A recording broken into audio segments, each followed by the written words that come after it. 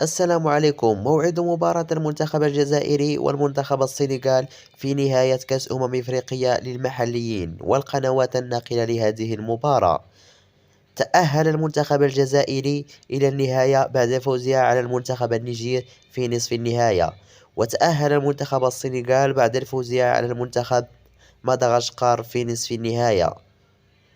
وسيصطدم ملعب نارسو مانديلا مباراة الجزائر ضد السنغال يوم السبت 4 فبراير 2023 في حدود الساعة 8:30 مساء بتوقيت المغرب، تونس والجزائر 9:30 مساء بتوقيت مصر، 10:30 مساء بتوقيت السعودية إن شاء الله.